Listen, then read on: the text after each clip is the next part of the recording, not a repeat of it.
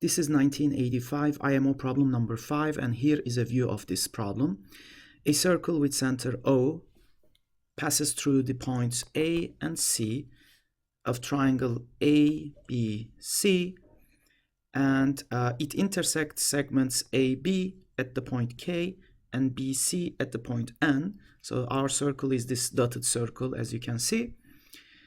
Let M, a new point, be on the intersection of the circumcircles of triangle ABC, so this big circle here, the circumcircle of triangle ABC, and the circumcircle of triangle BKN, that little circle over here. So M is at the intersection point, the second intersection point of these two circles, obviously the other intersection point being B. We would like to prove that angle OMB is indeed 90 degrees, and I clearly marked segments OM and MB in red color, so you can clearly see that. Obviously this is a sketch from GeoGebra, and yeah, so during the test you would probably spend a good amount of time playing with the picture until it really makes sense to yourself. But aside from that, once you have the drawing, it's a very standard problem. A couple of things. Obviously, if you are aware of your configurations, you would immediately realize that the two solid circles, their intersection point M is a special point, and it is indeed the Mikkel point of, if you will, the cyclic quadrilateral A, K, and C. Just as a refresher, here is the description of a Mikkel point. If you have 4 lines, and I'm just talking out of Yufei Zhao notes, I would say L2, L3, and say L4, 4 lines, then those 4 lines would describe 4 circles, and you can label the intersection point the 6 1, 2, 3, 4, 5. So those 6 intersection points, and then you can start drawing circles for each of the triangles that they describe those 6 points. For instance, you can label this point as P. Well, because it's in the intersection of 1 and, or even better, well, okay, so you can call this P12, this one would be P13, this one would be P23, and as a result, this will describe a circle, and you can indeed draw that circle, I don't know, maybe something like that. So that circle, based on this notation, because the way we generated this circle is through that little triangle. That triangle is described by its 3 edges, and the edges belong to lines L1, L2, and L3. So as a result, I think Yufei Zhao calls this circle C123. In a similar way, there will be 3 other circles. For instance, the circle which goes through P12, P14, and P24. Right? Does that make sense? So you can actually go ahead and draw that circle as well. Already my sketch is pretty messed up. Yeah, so let me just finish for the sake of the argument. I won't bother drawing the other 2, but yeah, so that's something like this. So we would call this circle, because it's described by line segments, by the triangle, by this triangle with sides L1, L4, and L2, 1, 2, 4, you can call it. And this intersection point is special because it turns out that the other 2 circles would also go through that intersection point. Indeed, if let me go ahead and change the color of the remaining 2 circles. Here is the other circle. This circle would be described by the segments L2, L3, and L4. So this circle is C2, 3, 4. And lastly, there will be one last one, this one.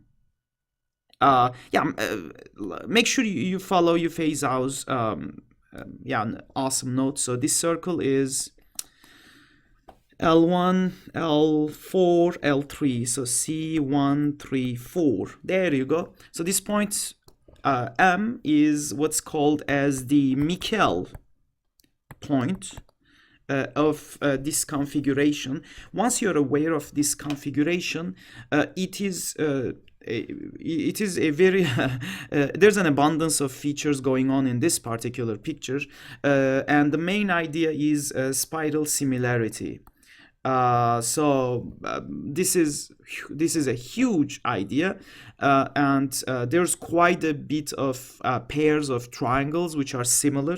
Just for the record, for instance, as a simple example, triangle say P14M P24, P14M P24. It wasn't my intention to do this actually. Before I started this problem, I was about to right away solve it. But usually when I put a video on YouTube, the main question that I get is, where do I get the motivation, right? Yeah, so the motivation usually is harder to explain rather than, well, yeah, so, but anyhow, so let's just do it. So do you guys can guess what this triangle is similar to? Yeah, the spiral similarity, which takes segment P14, P24, so that segment over here, it will map it, so the spiral similarity center, that M, will take P14, P24, say to P13, P23 over here. And as a result, those two triangles, I assume, would be similar, right? I hope I'm not messing up my picture. So P13, P23. But like I said earlier, spiral similarity comes in pairs, and this is just one. In a similar way, the pair of this set of similar triangles would be P23M P24 is similar to P13M P14. And so this is a very productive configuration, and in quite a few problems, this production will just come up again and again and again. This is a very well-known result.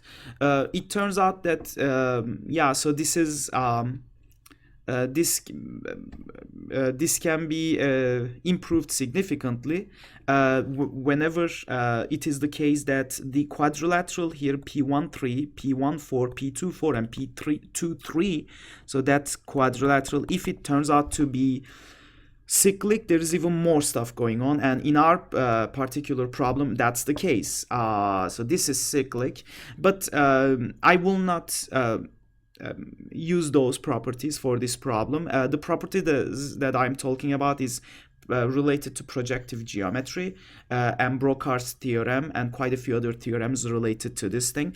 But just to keep things simple, just now you know what I have in the back of my head. So when I start establishing similarities that I claim, you now know where they come from.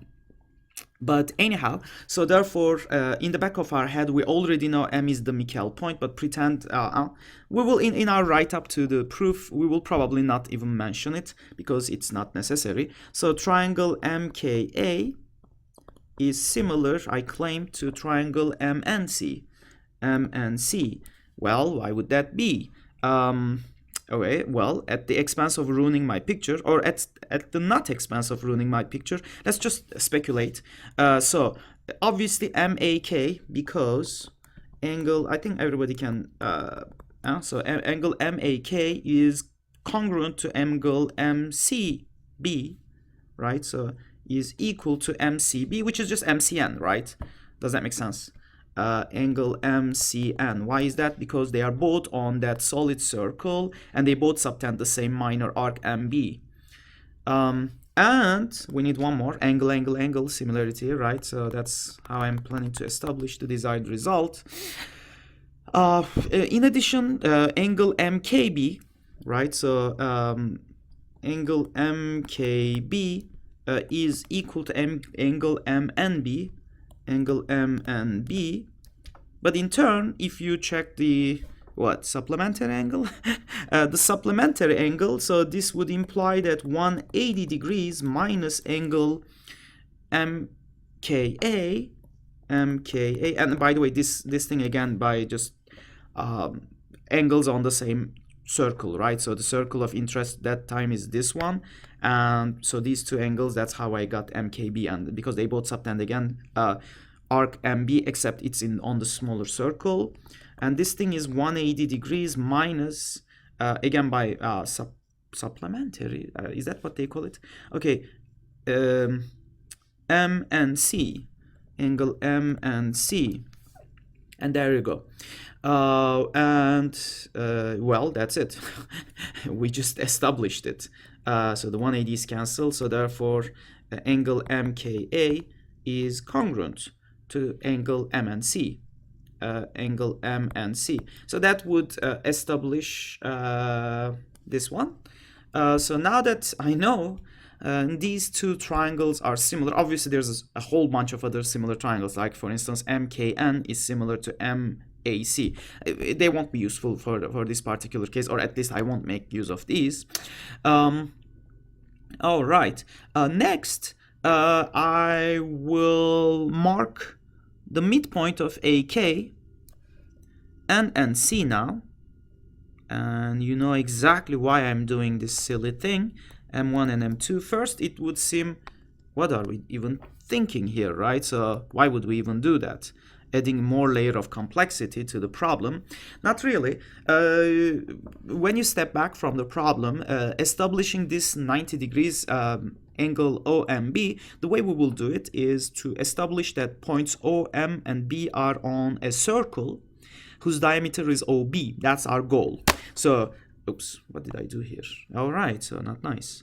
Okay, so my goal is to establish that there exists a circle whose center is at the midpoint of OB, with diameter OB actually. And now, okay, so how do you think M1 and M2 is related to that circle? Well, let's see. First of all, do you guys agree that, so claim? Let me just write the claims and I won't even bother proving it. Well, I will, but verbally. I claim that OM1 BM2 is cyclic. OM1 BM2 is cyclic. Go ahead and pause the video and make sure you know how to prove it. Okay, assuming you guys paused it, so drop perpendiculars, because we have M1 and M2 midpoints of their relative segments, and the center, from the center of the dotted circle, if I drop perpendiculars to these chords NC and AK, of course it would hit their midpoints, and as a result we have 90-degree angles. As a result, OM1 BM2 is cyclic because two opposite angles, they are supplementary angles, they add up to 180, and boom. So these 4 points are indeed cyclic, and more than that, OB is the diameter of that circle. That's pretty nice.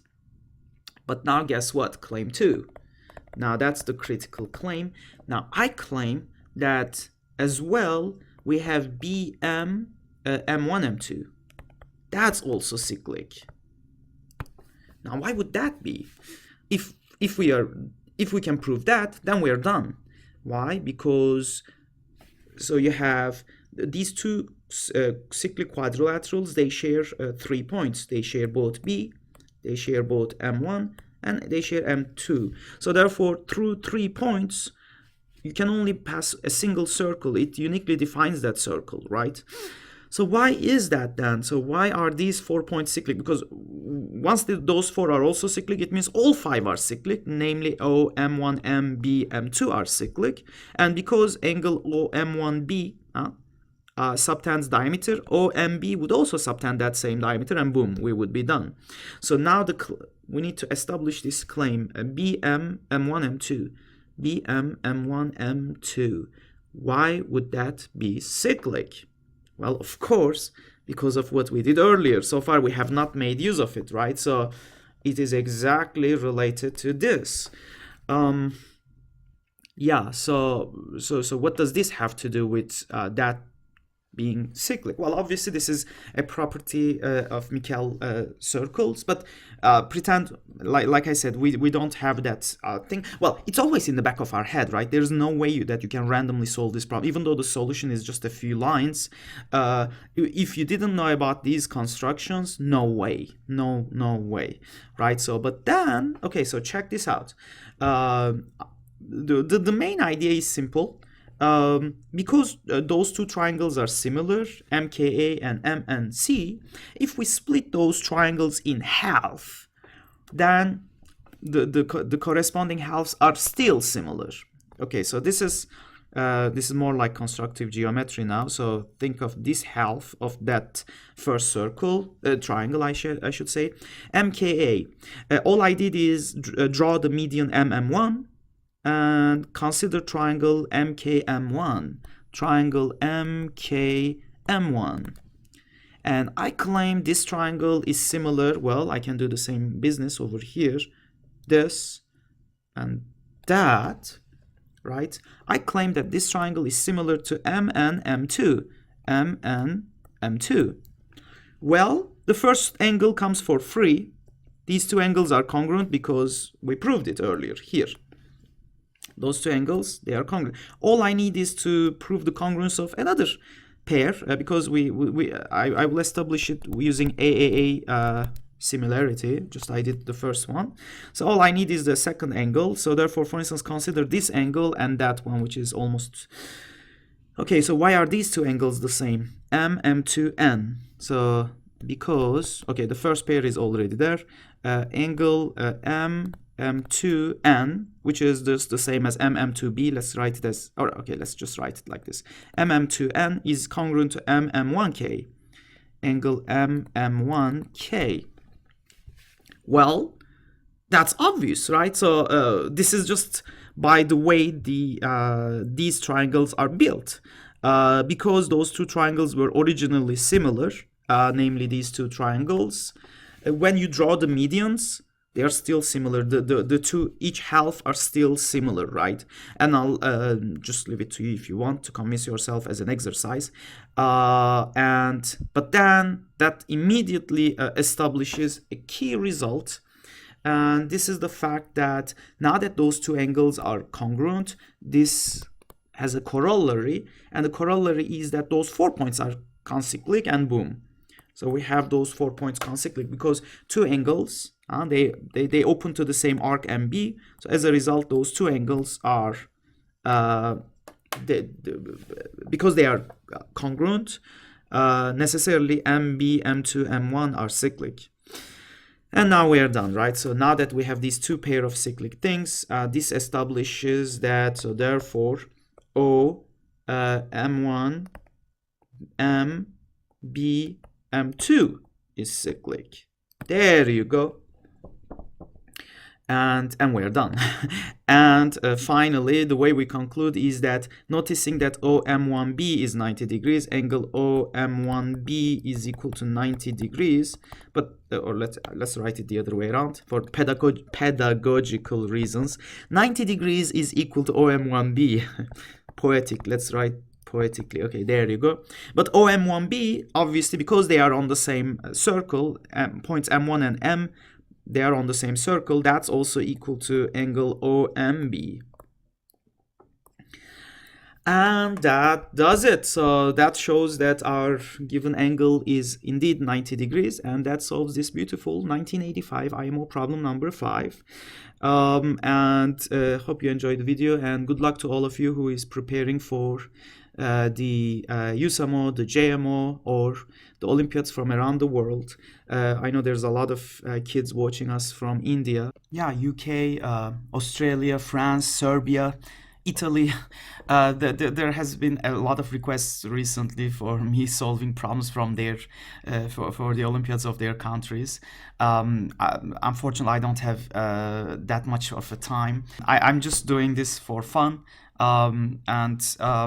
but in the future, you never know, maybe at retirement, when one day you grow old and you are my age and you guys become teachers yourselves or university professors and you are still interested in math or just for recreational purposes, you will probably join me and you guys will post your own videos.